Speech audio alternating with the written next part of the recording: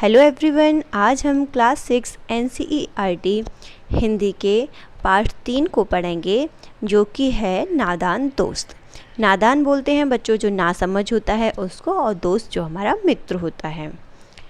केशव के घर कार्निस के ऊपर एक चिड़िया ने अंडे दिए थे। केशव और उसकी बहन श्यामा दोनों बड़े ध्यान से चिड़िया को वहाँ आते जाते देखा करते। सवेरे दोनों आंखें मलते कार्निस के सामने पहुँच जाते और चिड़िया दोनों को वहाँ बैठा पाते। उनको देखने में दोनों बच्चों को न मालूम क्या मज़ा मिलता। दूध और जलेबी की सुध भी न रहती थी। दोनों के दिल में तरह तरह के सवाल उठते। अंडे कितने बड़े होंगे, किस रंग के होंगे, कितने होंगे, क्या खाते होंगे, उनमें से बच्चे किस तरह निकल आएंगे, बच्चों के पर कैसे निकलेंगे, पर मतलब पंख, घोंसला कैसा है। लेकिन इन बातों का जवाब देने वाला कोई नहीं। न अम्मा को घर के काम धंधों से फुर्सत थी, न बाबूजी को पढ़ने लिखने से। दोनों बच्चे आपस में ही सवाल जवाब करके अपने दिल को तसल्ली दे लिया करते थे। श्यामा कहती, क्यों भैया, बच्चे निकलकर फुर्र से उड़ जाएंगे। केशव विद्वानों जैसे गर्व से कहता, नहीं री पगली, पहले पर निकलेंगे, बगैर परों के बेचारे कैसे उड़ेंगे। श्यामा, बच्चों को क्या खिलाएगी बेचारी। केशव इस पेचीदा सवाल का जवाब कुछ न दे सकता था। इस तरह 3-4 दिन गुजर गए। दोनों बच्चों की जिज्ञासा दिन ब दिन बढ़ती जाती थी। अंडों को देखने के लिए वे अधीर हो उठते थे। उन्होंने अनुमान लगाया कि अब जरूर बच्चे निकल आए होंगे। बच्चों के चारे का सवाल अब उनके सामने आ खड़ा हुआ। चिड़िया बेचारी इतना दाना कहाँ पाएगी कि सारे बच्चों का पेट भरे। गरीब बच्चे भूख के मारे चूं चूं करके मर जाएंगे। इस मुसीबत का अंदाज़ा करके दोनों घबरा उठते। दोनों ने फैसला किया कि कार्निस पर थोड़ा सा दाना रख दिया जाए। श्यामा खुश होकर बोली, तब तो चिड़िया के चारे के लिए कहीं उड़कर जाना न पड़ेगा। केशव, नहीं, तब क्यों जाएगी। क्यों भैया, बच्चों को धूप न लगती होगी। केशव का ध्यान इस तकलीफ़ की तरफ न गया था। बोला, ज़रूर तकलीफ़ हो रही होगी, बेचारे प्यास के मारे तड़पते होंगे, ऊपर छाया भी तो कोई नहीं। आखिर यही फैसला हुआ कि घोंसले के ऊपर कपड़े की छत बना देनी चाहिए। पानी की प्याली और थोड़े से चावल रख देने का प्रस्ताव भी स्वीकृत हो गया। मतलब दोनों ने क्या किया, उनके खाने पीने और रहने की पूरी व्यवस्था सोच ली थी अपने दिमाग में। दोनों बच्चे बड़े चाव से काम करने लगे। श्यामा माँ की आंख बचाकर मटके से चावल निकाल लाई। केशव ने पत्थर की प्याली का तेल चुपके से ज़मीन पर गिरा दिया और उसे खूब साफ करके उसमें पानी भरा। अब चांदनी के लिए कपड़ा कहाँ से आए, फिर ऊपर बगैर छड़ियों के कपड़ा ठहरेगा कैसे, और छड़ियाँ खड़ी होंगी कैसे। केशव बहुत देर तक इसी उधेड़-बुन में रहा। आखिरकार उसने यह मुश्किल भी हल कर दी। श्यामा से बोला, जाकर कूड़ा फेंकने वाली टोकरी उठा लाओ, अम्मा जी को मत दिखाना। श्यामा, वह तो बीच से फटी हुई है, उसमें से धूप ना आ जाएगी। केशव ने झुंझलाकर कहा, तू टोकरी तो ला, मैं उसका सुराग बंद करने की कोई हिकमत निकालूंगा, मतलब कोई तरकीब निकालूंगा।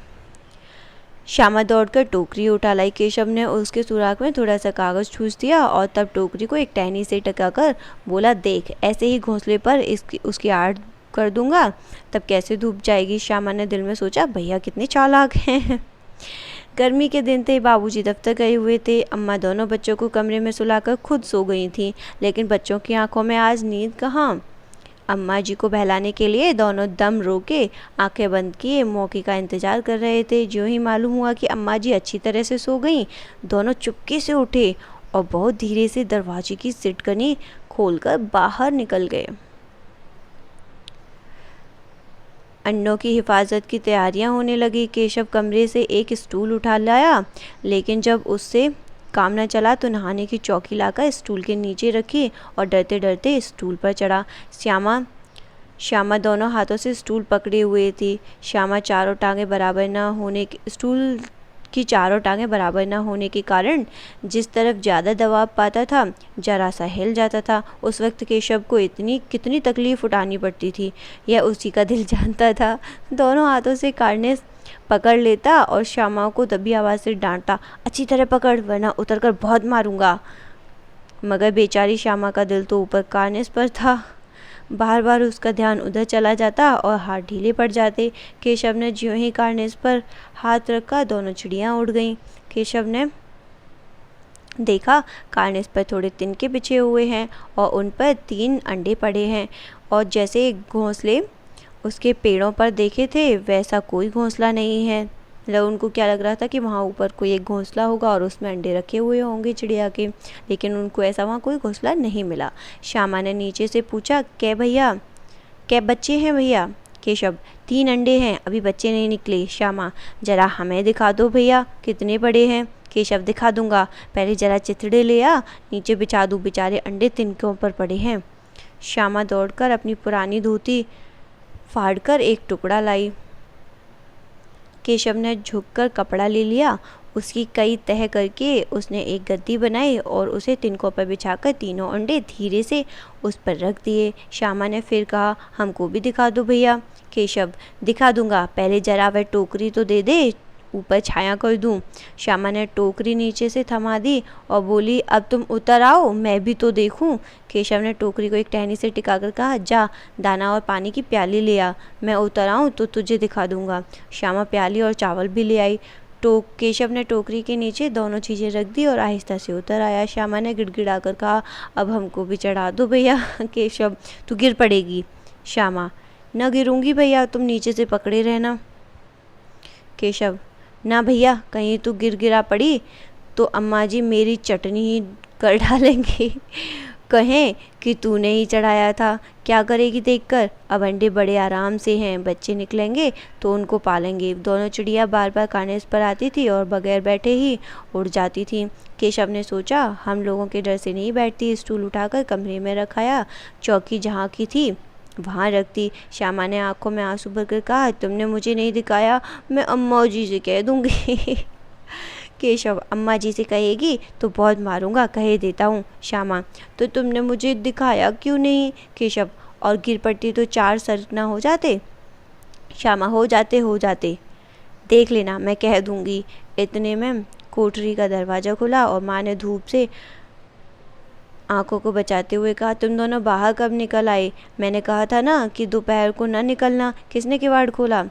किवाड़ केशव ने खोला था, लेकिन श्यामा ने माँ से यह बात नहीं कही, उसे डर लगा कि भैया पिट जाएंगे। केशव दिल में कांप रहा था कि कहीं श्यामा कह न दे अंडे न दिखाए थे, इससे अब उसको श्यामा पर विश्वास न था। श्यामा सिर्फ मोहब्बत के मारे चुप थी या इस कसूर में हिस्सेदार होने की वजह से, इसका फैसला नहीं किया जा सकता। शायद दोनों ही बातें थीं। माँ ने दोनों को डांट डपट कर फिर कमरे में बंद कर दिया और अब धीरे धीरे उन्हें पंखा चलने लगी। अभी सिर्फ 2 बजे थे, बाहर तेज़ लू चल रही थी। अब दोनों बच्चों को नींद आ गई थी। 4 बजे यकायक श्यामा की नींद खुली, किवाड़ खुले हुए थे। वह दौड़ी हुई कार्निस के पास आई और ऊपर की तरफ ताकने लगी। टोकरी का पता न था, संयोग से उसकी नज़र नीचे गई और वह उल्टे पांव दौड़ती हुई कमरे में जाकर जोर से बोली, भैया अंडे तो नीचे पड़े हैं, बच्चे उड़ गए। केशव घबराकर उठा और दौड़ा हुआ बाहर आया तो क्या देखता है कि 3 अंडे नीचे टूटे पड़े हैं और उनसे कोई चूने की सी चीज़ बाहर निकल आई है। पानी की प्याली भी एक तरफ टूटी पड़ी है। उसके चेहरे का रंग उड़ गया। सहमी हुई आंखों से ज़मीन की तरफ देखने लगा। श्यामा ने पूछा, बच्चे कहाँ गए भैया? केशव ने करुण स्वर में कहा, अंडे तो फूट गए।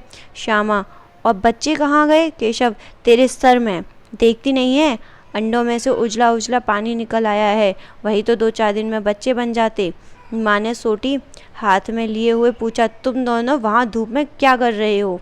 श्यामा ने कहा, अम्मा जी चिड़िया के अंडे टूटे पड़े हैं। माँ ने आकर टूटे हुए अंडों को देखा और गुस्से से बोली, तुम लोगों ने अंडों को छुआ होगा। अब तो श्यामा को भैया पर जरा भी तरस न आया। उसी ने शायद अंडों को इस तरह रख दिया कि वह नीचे गिर पड़े। इसकी उसे सज़ा मिलनी चाहिए। बोली, इन्होंने अंडों को छेड़ा था अम्मा जी। माँ ने केशव से पूछा, क्यों रे? केशव भीगी बिल्ली बना खड़ा रहा। माँ, तू वहाँ पहुँचा कैसे? श्यामा, चौकी पर स्टूल रखकर चढ़े अम्मा जी। केशव, तू स्टूल थाम नहीं खड़ी थी? श्यामा, तुम्ही ने तो कहा था। माँ, तू इतना बड़ा हुआ, तुझे अभी इतना भी मालूम नहीं कि छूने से चिड़ियों के अंडे गंदे हो जाते हैं। चिड़िया फिर उन्हें नहीं सेती। श्यामा ने डरते डरते पूछा, तो क्या चिड़िया ने अंडे गिरा दिए हैं अम्मा जी? माँ, और क्या करती? केशव के सिर इसका पाप पड़ेगा, हाय हाय 3 जाने ले ली दुष्ट ने। केशव रोनी सूरत बनाकर बोला, मैंने तो सिर्फ अंडों को गद्दी पर रख दिया था अम्मा जी। माँ को हंसी आ गई, मगर केशव को कई दिनों तक अपनी गलती पर अफसोस होता रहा। अंडों की हिफाजत करने के जोग में उसने उनका सत्यानाश कर डाला। इसे याद कर वह कभी कभी रो पड़ता था।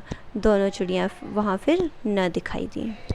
ये जो हमारी कहानी है, ये कहानी लिखी है प्रेमचंद ने।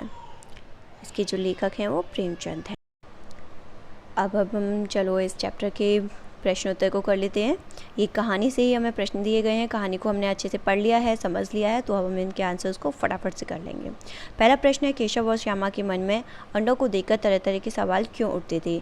तो इसका जो उत्तर है वो पहले ही पैराग्राफ में दिया हुआ है कि केशव और श्यामा, चिड़िया के जो अंडे थे वो चिड़िया ने केशव और श्यामा के घर की छत के कार्निस पर दिए हुए थे, जिससे केशव और श्यामा समय समय पर उनको, चिड़िया को वहाँ से आते जाते देखा करते थे, जिससे कि उनके मन में तरह तरह के सवाल उठते थे। दूसरा प्रश्न है, अंडों के बारे में दोनों आपस ही में सवाल जवाब करके अपने दिल को तसल्ली क्यों दे दिया करते थे। तो दूसरे का हम उत्तर लिखेंगे, अंडों के बारे में जो उनके मन में सवाल उठते थे कि अंडे कैसे होंगे, कितने होंगे, किस रंग के होंगे, क्या अंडों में से बच्चे निकल आए होंगे, क्या उनके पर निकल आए होंगे, क्या वो वहाँ से उड़ जाएंगे। तो उनके जो ये सवाल थे, इनके जवाब देने के लिए ना तो माँ के पास फुर्सत थी घर के कामकाज से, और ना ही पिताजी के पास फुर्सत थी। तो दोनों के पास समय ना होने की वजह से वो बच्चे आपस में ही एक दूसरे के सवाल जवाब देकर अपने दिल को तसल्ली दे लिया करते थे। तीसरा प्रश्न है, अंडों के टूट जाने के बाद माँ के यह पूछने पर कि तुम लोगों ने अंडों को छुआ होगा के जवाब में श्यामा ने क्या कहा और उसने ऐसा क्यों किया। देखिए बच्चों, इसका जो आंसर है ये यहीं पर दिया हुआ है कि वो अंडे टूट गए थे। तो टूटे हुए अंडों को देखकर क्या हुआ था कि उसको बहुत गुस्सा आया। श्यामा को बहुत बुरा लगा, क्योंकि एक तो केशव ने श्यामा को पहले अंडों को दिखाया नहीं था, उसे देखने नहीं दिया ऊपर चढ़ के स्टूल के ऊपर। तो अब जब पता चला कि वो अंडे टूट गए हैं तो उसको बहुत रोना आया। तो इसका उत्तर हम ये लिखेंगे कि श्यामा ने बताया,